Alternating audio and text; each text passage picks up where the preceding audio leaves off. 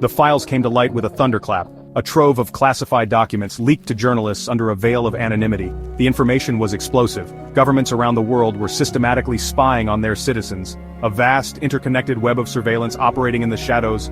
Privacy, it seemed, was dead. The whistleblower, whose identity remains shrouded in secrecy, worked within the intelligence apparatus. They witnessed firsthand the breathtaking scope of the surveillance program. Driven by a conscience burdened with the truth, they chose to act. The leaked files became a beacon, illuminating the darkest corners of power. The documents painted a chilling picture. Millions of people from all walks of life were under constant surveillance. Their movements tracked, their conversations recorded. The digital age had given rise to a new era of espionage, one where no whisper, no email, no phone call was truly private. The very notion of individual liberty seemed under threat. At the heart of the surveillance program lay a sophisticated technological apparatus.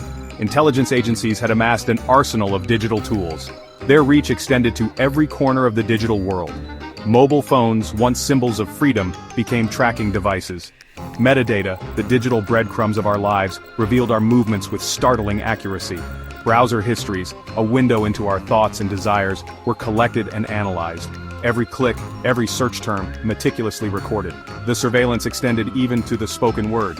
Real-time voice recognition software listened in on phone calls. Conversations, once considered private, were transformed into data points, fed into the maw of the surveillance machine. The most disturbing revelation was the existence of a predictive threat algorithm. This AI-powered system went beyond mere observation. It sought to anticipate threats before they materialized. By analyzing vast data sets of personal information, the algorithm flagged individuals deemed suspicious. The implications were chilling. Guilt by association, once a hallmark of authoritarian regimes, was now being implemented through sophisticated algorithms. The line between security and tyranny had never seemed so thin. The leaked documents revealed a disturbing truth. Tech giants, once hailed as champions of innovation, were complicit in the surveillance state. Driven by profit and government contracts, these companies had become willing collaborators.